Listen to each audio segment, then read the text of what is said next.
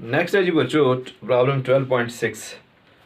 Simple है, मुश्किल नहीं है जी। उसने कहा है an image is produce by concave mirror. Concave mirror है मतलब कि इमेज बनाएगा रियल एंड इन्वर्टेड, तो फोकल लेंथ को क्या लेंगे, पॉजिटिव लेंगे। ठीक है जी। कनकेव मिरर है F is equal to 8.7 centimetres. The object is 13.2 centimetres tall. Object height है या ऑब्जेक्ट साइज कुछ भी कह सकते हैं, एच ओ से रिप्रेजेंट कर दीजिए 13.2 centimetres. And at a distance, object distance given है 19.3 सेंटीमीटर्स। पी से रिप्रेजेंट करते हैं, P is equal to 19.3 centimetres. A part, find location and height of the image. Location find करनी है मतलब कि क्यों फाइंड करना है, इमेज डिस्टेंस फाइंड करना है। साइज का मतलब हो गया कि हमने फाइंड करना है H I, height of image या size of image.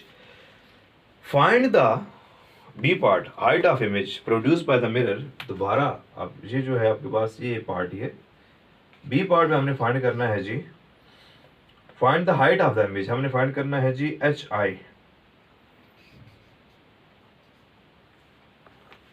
If the object is twice as far from the mirror, मतलब कि जितना उसका डिस्टेंस अब है मिरर से इतना, अगर इसका डिस्टेंस इससे डबल हो जाए, ट्वाइस हो जाए, तो फिर हाइट ऑफ इमेज के ऊपर क्या फर्क पड़ेगा वो भी बताइए। बता देंगे, कोई मसला नहीं है।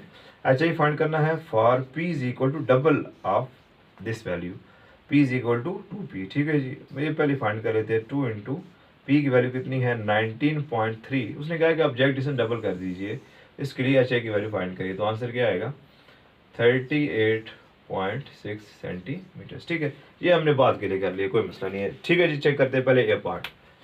ए पार्ट जी स्टार्ट करते हैं। क्यों फाइंड करना है जी हमने, एच ओ को पहले छोड़ दें, एफ गिवन है, पी गिवन है, क्यों फाइंड करना है यूजिंग मिरर फार्मूला। क्या कहता है, कहता है कि 1/f is equal to 1/p plus 1/q होता है। बुक रख दीजिए, कैलकुलेटर की ज़रूरत पड़ेगी। हमने फाइंड करना है q, 1/f माइनस 1/p, क्योंकि हमने q फाइंड करना है इज इक्वल टू 1/q, और 1/q is equal to 1/f minus 1/p। Putting the values we have 1/q is equal to 1/f कितना था जी 8.7 माइनस 1/p कितना था जी 19.3। So 1/q is equal to, इनको मल्टीप्लाई करके लिख लीजिए 8.7 इंटू 19.3। जब सारी वैल्यूज के साथ डिवाइड होगी 8.7 cancel, 19.3 into 1 19.3 minus 19.3 cancel, 8.7 into 1 8.7। So 1/q will be equal to, करें जी 19.3 माइनस 8.7, आंसर आया जी 10.6 डिवाइडेड बाय, इनको मल्टीप्लाई कर दीजिए 8.7 multiply 19.3 167.91। This implies that q/1 reciprocal ले लीजिए क्योंकि हमें q की वैल्यू चाहिए, 167.91 ऊपर चला जाएगा ओवर 10.6। इसको डिवाइड कर दीजिए जी 10.6 से, तो आंसर आ गया आपके पास q का, q is equal to 15.84 centimetres. ये तो सिंपल हो गया जी, कोई मसला नहीं। एच आई फाइंड करना है बिल्कुल जैसा कि दूसरा न्यूमेरिकल था 12.2, बिल्कुल उसकी तरह केसेस जो हैं वो चल रहे हैं। तो लिखेंगे जी वी नो दैट, हम ये जानते हैं कि m होता है magnification H I over H, magnification के इमेज का साइज कितना बन रहा है as compare to the object. अगर 1 आए मतलब कि दोनों का साइज बराबर है, मैग्निफिकेशन 2 है मतलब कि इमेज 2 गुना बड़ा बन गया है, 3 आए तो इमेज 3 गुना बड़ा बन गया, पता होना चाहिए। मैग्निफिकेशन हाफ है तो इमेज आधा, थोड़ा उसका साइज हाफ हो गया है as compare to the object. Here m is equal to H over H, इसको बोल दे equation number 1। Also m is equal to q by p। Equation number 2 from equation 1 and 2 we have, दोनों को compare किया M के equal है मतलब right hand side equal होगी, H I over H O will be equal to Q over P, H I will be equal to Q over P, H O divide करा के क्या हो जाएगा multiply. Putting the values we have, H I is equal to Q कितना है जी, Q कितना है, Q कितना है, ये है 15.84 ओवर पी कितना था, पी कितना था, ये था 19.3 मल्टीप्लाई एच ओ कितना था 13.2. So H I will be equal to 15.84 को मल्टीप्लाई कर दीजिए 13.2 से, तो आंसर आया 209.095 डिवाइडेड बाई 19.3. इसको डिवाइड कर जब करेंगे 19.3 से जवाब आ गया H I is equal to 10.8 centimetres. तो ये था जी पहला पार्ट. बिल्कुल जैसा कि 12.2 था, सेम टर्मिनोलॉजीज हैं, वैल्यू सिर्फ चेंज थी. यहाँ तक देख लीजिए, फिर इसका भी पार्ट हल करते हैं.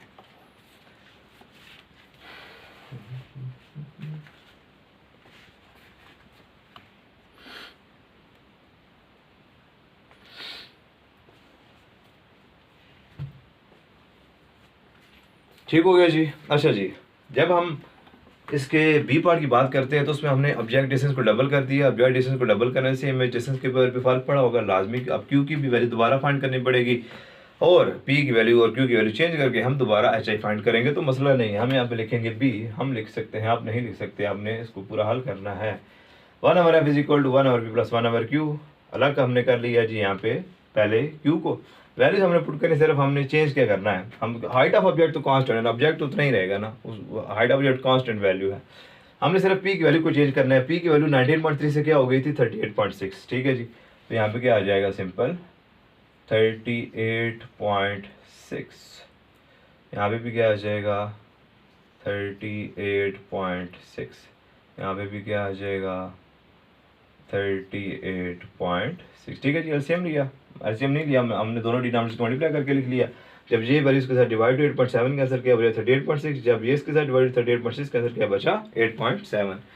आगे आपको कैलकुलेटर की जरूरत पड़ेगी जी. मतलब कि 38.6 माइनस 8.7, आंसर आया जी 29.9 डिवाइडेड बाय, इनको मल्टीप्लाई करते हैं 8.7 मल्टीप्लाई 38.6, आंसर आया जी 335.82.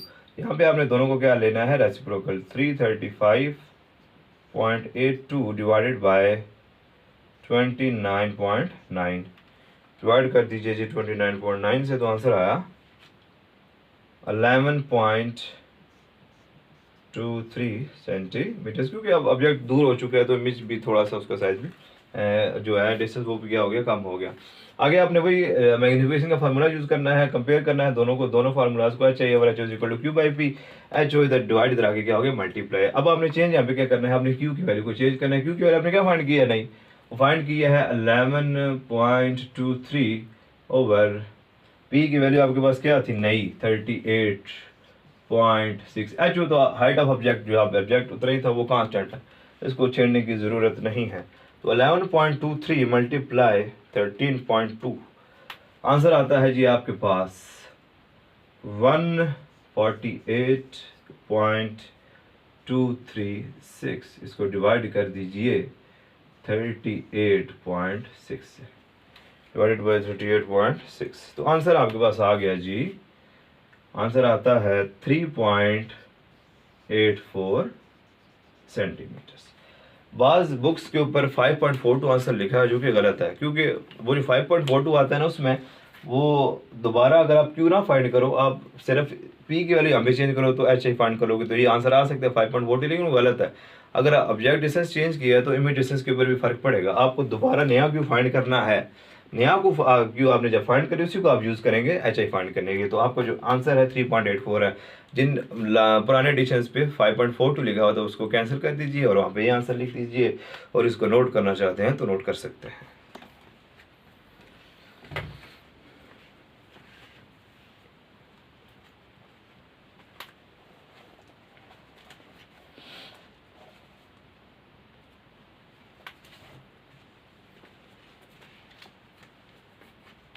नोट कर लीजिएगा जी. 12.7 का डाटा पढ़िए. 12.7 is the last numerical of mirrors. Mirror से रिलेटेड आखिरी न्यूमेरिकल है जी 12.7. इसके बाद लेंस वाला न्यूमेरिकल स्टार्ट हो जाएंगे. परेशान है ना, वहाँ पे भी सारा वही सारा सीन है, कोई मसला नहीं है, कुछ भी चेंज नहीं है. लेकिन लेंस के न्यूमेरिकल्स जो हैं वो कंपेयर टू द मेरा न्यूमेरिकल थोड़ा ज़्यादा इंपॉर्टेंट है मज़े के न्यूमेरिकल से। अच्छा जी 12.7 पे हम पहुंच चुके हैं। Very good progress. 12.7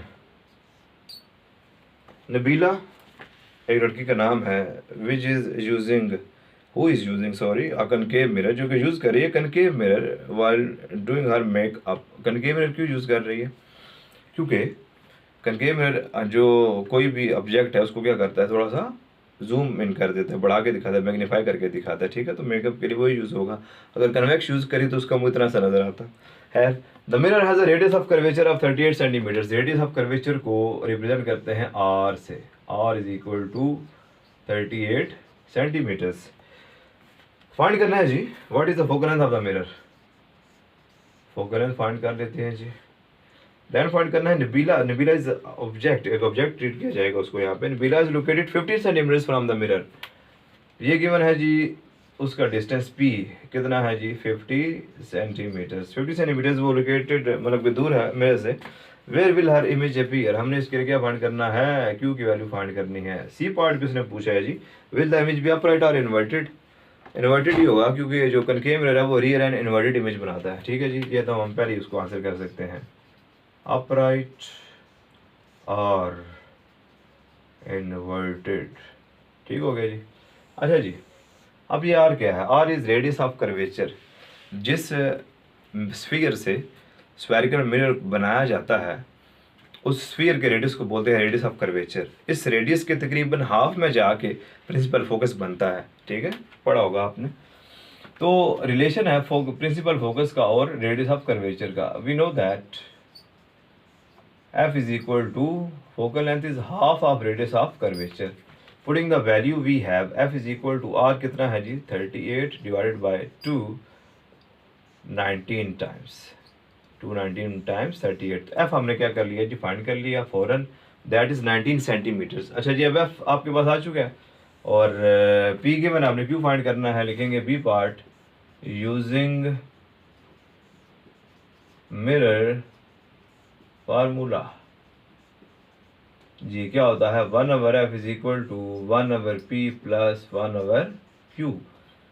क्या फाइंड करना है q, अलग कर लेते हैं 1/f minus 1/p is equal to 1/q और 1/q is equal to 1/f minus 1/p। Putting the values we have 1/q is equal to 1/f कितना है जी, f कितना है, f कितना है 19 माइनस 1/p कितना था 50।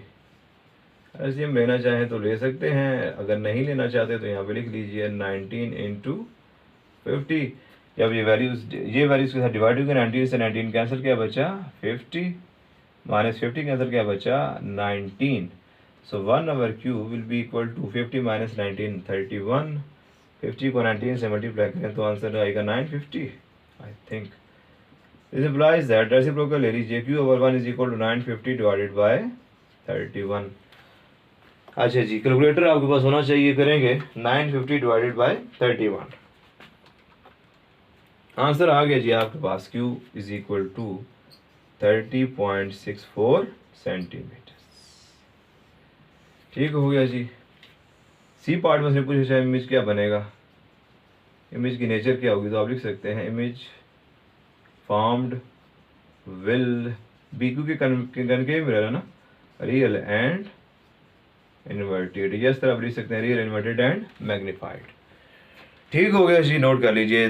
This is the last numerical related to mirrors. इसके बाद लेंस के फॉर्मूले जो न्यूमेरिकल वो स्टार्ट हो जाएंगे। इंशाल्लाह स्टार्ट करते हैं इसको, अगर आप नोट करना चाहें तो नोट कर सकते हैं।